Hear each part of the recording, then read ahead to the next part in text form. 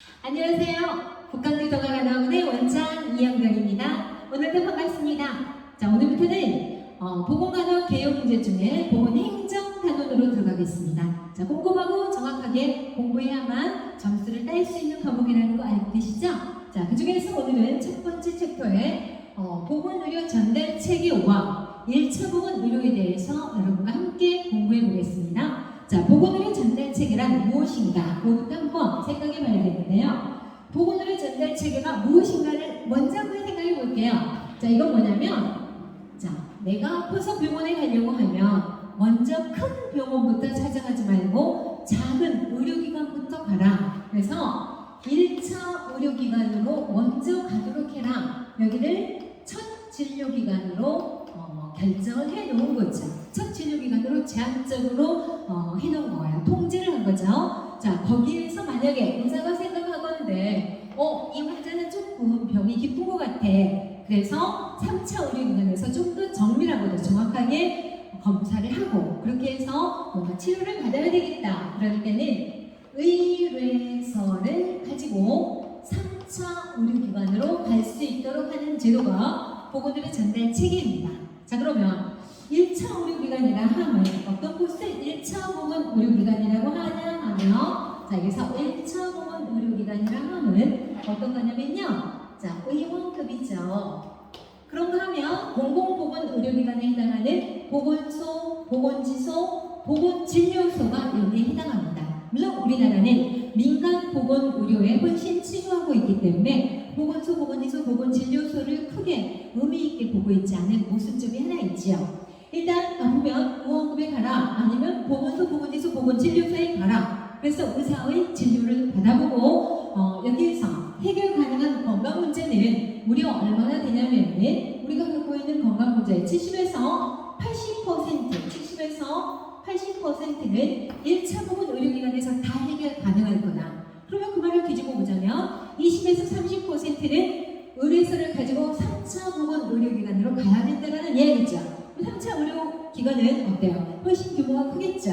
그래서 이것은 종합병원 중에서도 규모가 큰 대형 종합병원이 여기에 해당합니다. 대형 종합병원이라고 하면 500명 이상의 환자를 받을 수 있는 아주 큰 규모의 종합병원을 말하죠. 그런가 하면 대학병원, 그런가 하면 특수병원, 자, 이런 데를 3차 보건 의료기관이라고 합니다. 그래서 그것은 꼭 필요한 사람에게만 가도록 하는 것, 이것이 보건의료 전달 체계죠. 그러면 자, 먼저 한번 이거에 대해서 꼼꼼히 따져볼까요? 1차 보건 의료란 어떤 것을 말하냐 하면 흔한 질환에 대해서 흔한 질환에 대해서는 아주 기본적이고 아주 보편적이며 포괄적인 진료를 해도 충분히 가능하겠다. 이거죠? 이게 1차 보건 의료입니다. 우리 왜 1년에 병원에 가면 어쩔 때 하나요? 소음이냐? 또는 감기, 이런 간단한 질환을 가지고 대형 종합병원이나 또는 대학병원이나 이런 데 갈 필요는 없잖아요. 그래서 1차 보건 의료기관을 가라. 여기에서 가장 기본적이고 보편적이고 포괄적인 관리는 충분히 가능할 거다. 그러나 거기서 케어가 안 되고 문제가 발생한 사람은 3차로 보내주죠.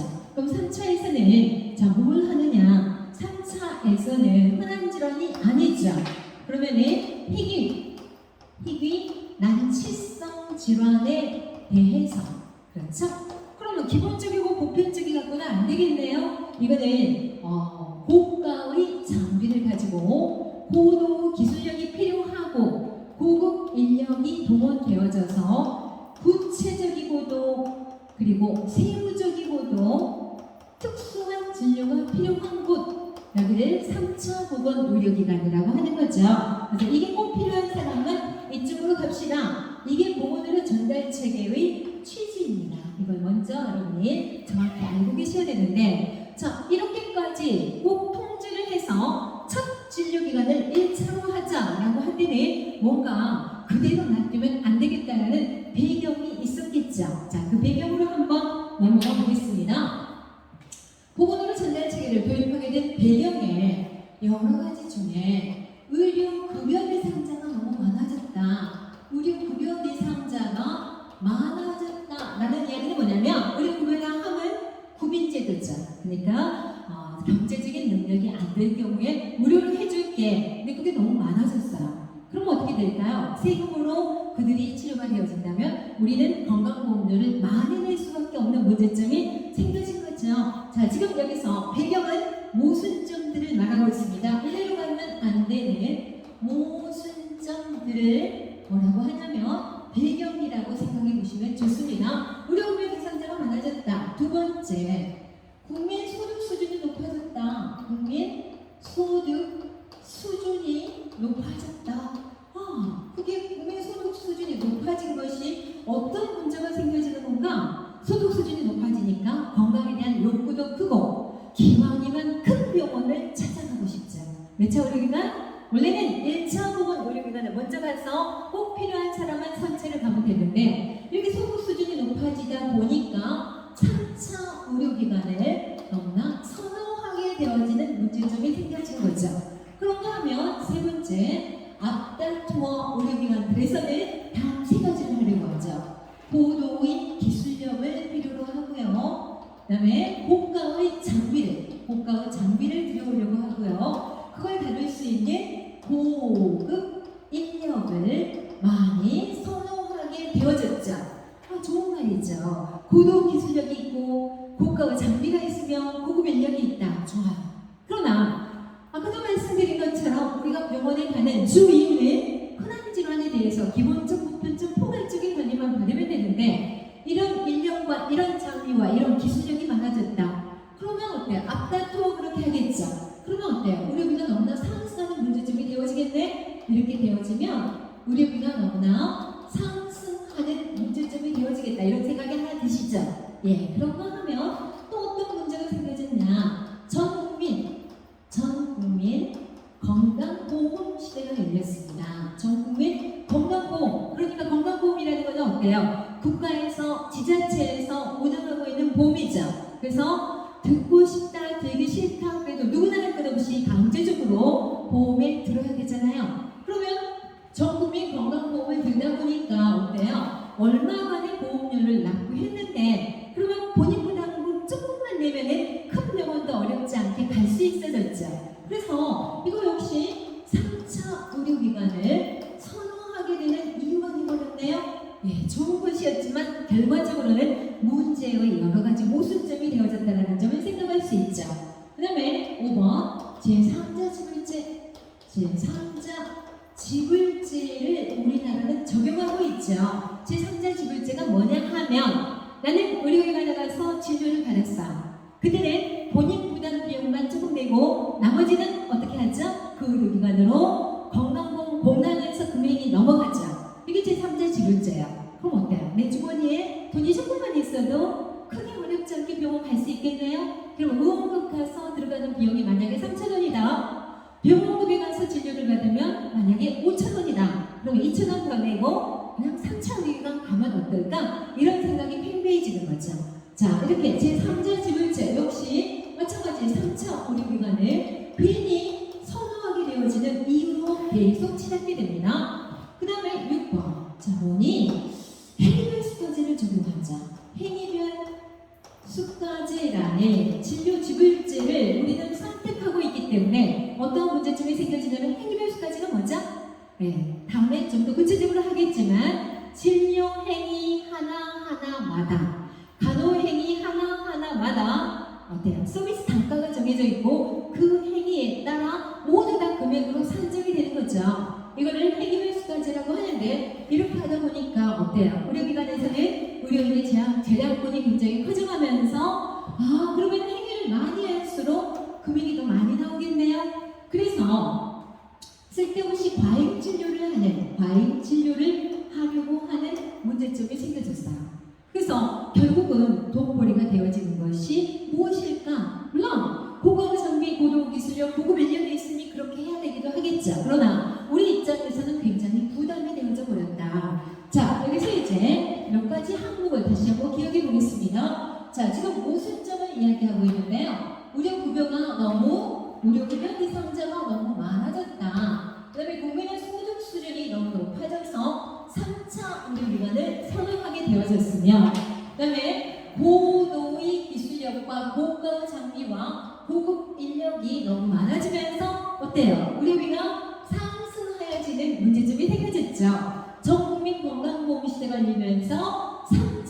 진료기관, 3차 의료기관을 선호하게 되어지고요. 제3자 지불자 역시 내 주머니에서 당장 나가는 금액이 별로 그렇게 크게 차이가 나지 않으니까 역시 마찬가지 3차 의료기관을 선호하게 되어지고요. 행위별수까지를 함으로써 과잉 진료를 하게 되더라. 예, 이런 여러 가지 우수점들을 표현하고 있습니다. 자, 그래서 결과적으로 그래서 생겨지는 내용을 한번 적어보자면 이런 특성이 생겨진 겁니다. 하나, 3차 의료 기관을 너무나 선호하게 되어졌다. 즉 무슨 중심이죠? 종합병원 중심이죠.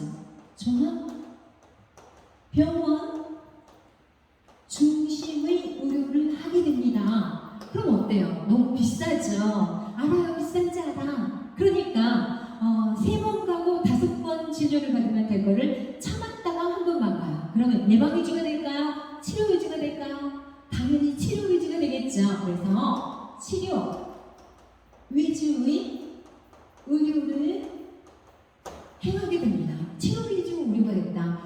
그렇게 하다 보면 전 국민을 대상으로 어때요? 긍정적인 어떤 국민의 기본권은 건강이다. 이거 되기가 참 어려워져 버린 거죠. 그래요. 그리고 조금 전에도 말씀드린 것처럼 과잉 진료를 하게 되고요. 그렇게 함으로써 결과적으로 의료비가 어떻게 되어질까요? 높아지는 문제점이 생겨졌겠죠. 그렇죠? 그리고 의료의 불균형이 생겨집니다. 이거 뭐지? 의료의 불균형이 생겨진다라는 이야기는 뭐냐면 조금 대도시로 가면 어때요? 굉장히 많아 의료기관이 아주 굉장히 규모도 크고 우리 번쩍한 의료기관이 굉장히 많은데 비해서 농어촌 주민들은 활용할 수 있는 의료기관이 너무나 제한적이다. 이런 문제가 생겨지면서 의료 불균형이 생겨집니다. 그래서 어떤 일이 생겨졌을까? 네, 총 정리를 한번 해보자면 그래서 생겨지는 일을 의료기관이 갈수록 대형화되어지는 추세가 되어질 거고 대도시에 집중해지는 문제점이 생겨졌습니다. 그럴 수밖에 없겠죠. 조금 전에도 말씀드린 것처럼 그래서 의료비는 어떻게 되어졌을까요? 너무나 상승하게 되어집니다. 의료비가 상승하는 것 그것은 표면화되어진 금액일 수도 있는데 의료비에 포함되지 않은 간접비용, 말하자면 간병비라든가 또는 교통비라든가 이런 간접비용 역시 상승하게 되어집니다. 간접비용이 상승하게 되어지죠. 그런데 정작 우리가 가지고 있는 질환들은 아주 흔한 질환이 전 국민의 70에서 80%가 되어질 건데 너무나 지금 비싸고 의료비가 많고 과잉 진료하게 되어지는 그런 곳으로 쏠림 현상이 나타났죠. 안 되겠다. 이건 모순점이다. 그래서 어떻게 하면 좋을까? 한번 노력해보자. 어떤 방법을 하면 이 문제를 해결할 수 있을까 생각해보자는 거죠. 자, 여러분, 효율성이란 게 뭘까? 효율성. 이것은 투자 대비 산출이 큰 거야. 한번 효율성을 생각해보자. 그리고 내가 굳이 큰 의료기관에 가는 게 맞은가? 적정한가?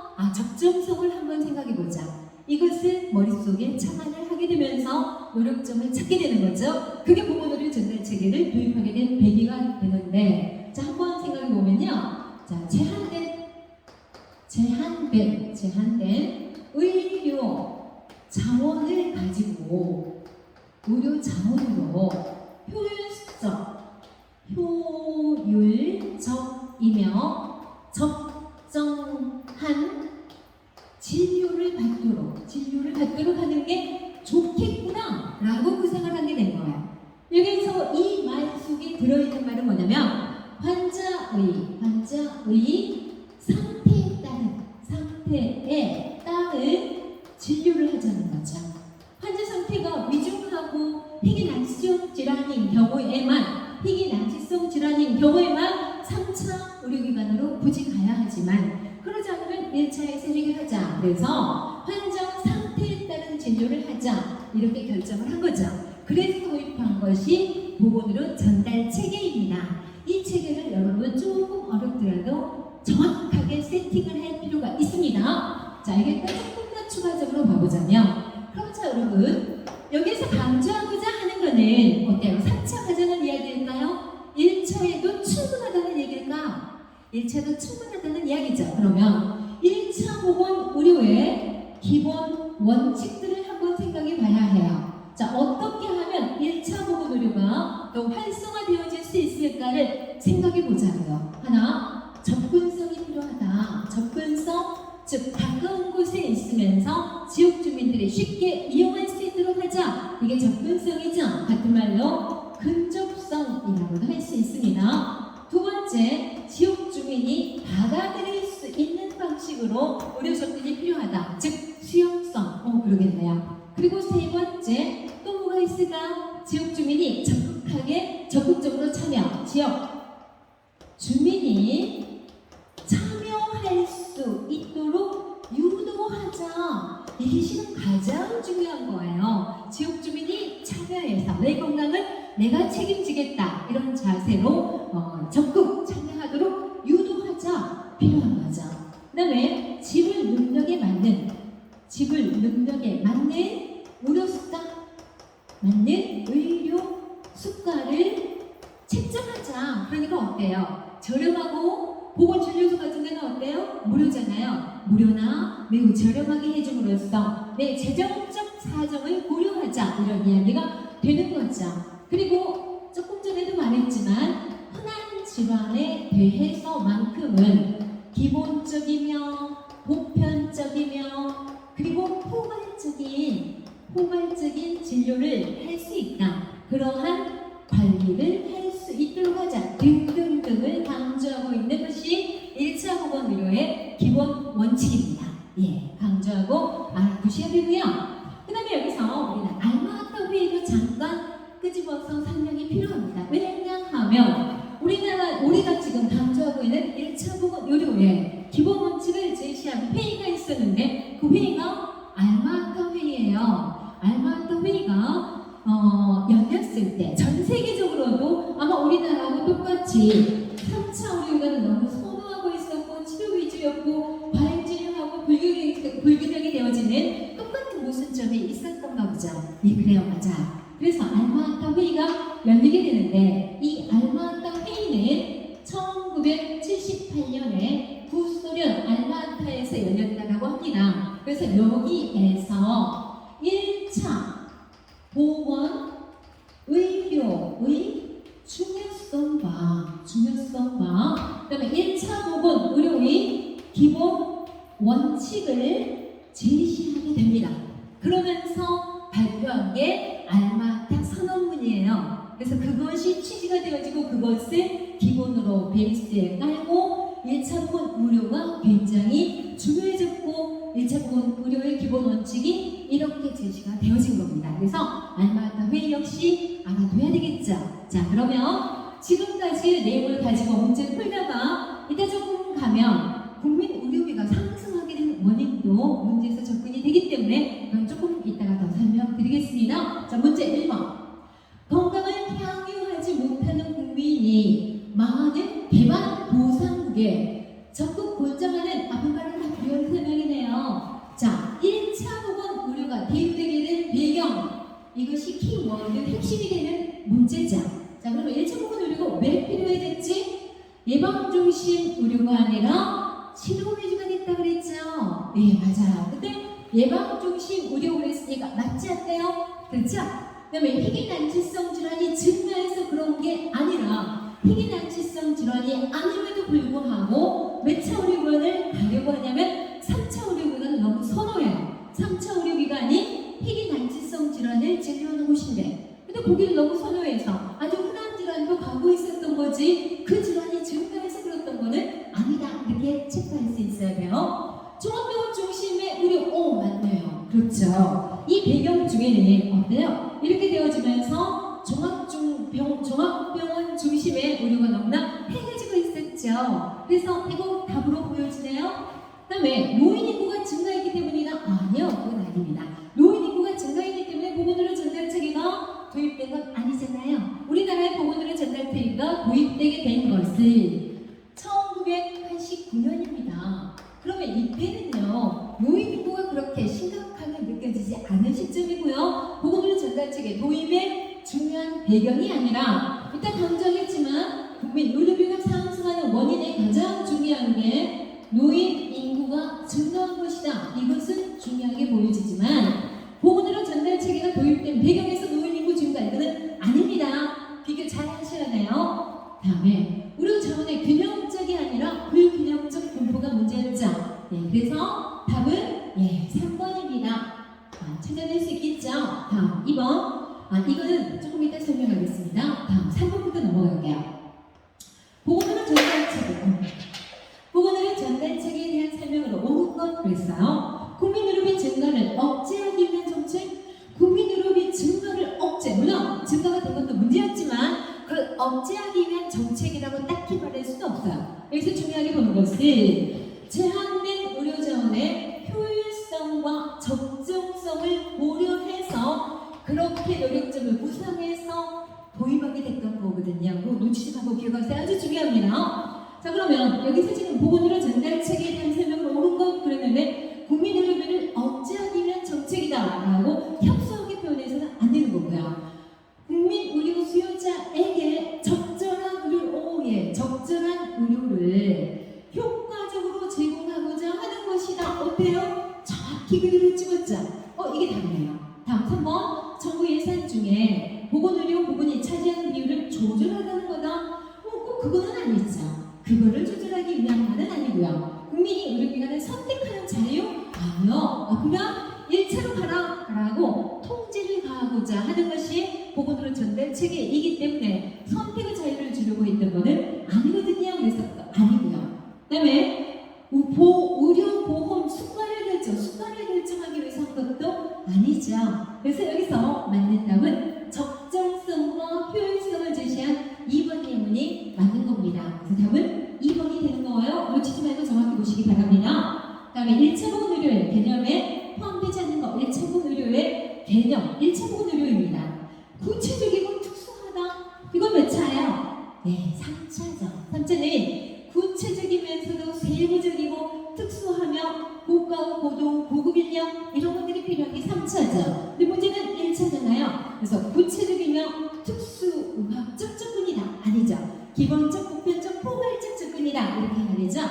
지역 주민이 적극적 참여해라. 어때요? 가장 중요한 거는 지역 주민이 적절히 잘 참여할 수 있도록 유도하는 것이 1차 보건 의료 사업을 성공하냐, 그러지 못하냐의 가장 중요한 어떤 조건이 되는 거거든요.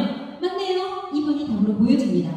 다음 3번. 간단하고 저렴한 비용에 의한 간단하고 저렴한 비용에 의한 지금 여기서 문제에서 포함되지 않는 걸 물었습니다.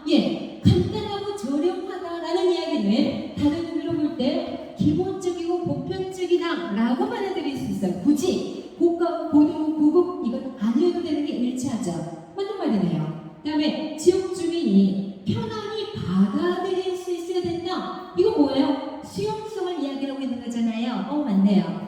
그 다음에 기본적인 보건의료를 충족시켜야 하므로 기본적인 보건의료를 충족시켜야 하므로 진료보다는 예방관에 치중한다. 어때요? 맞네요. 자, 그래서 여기서 포함되지 않는 걸 고르라 했으니까 1번이 포함되지 않은 내용이죠. 지금 여기서 옳지 않은 것 찾으라고 했으니까 답은 1번이 되네요. 옳은 것 그랬으면 가장 중요한 건 2번이 될 수 있는데 옳지 않은 것 고르라고 했으니까 1번이 답이 되는 거 아시겠죠?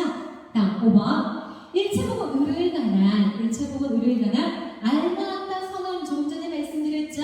이것이 채택된 해는 언제인가? 그랬요? 1978년 4번이 되겠죠.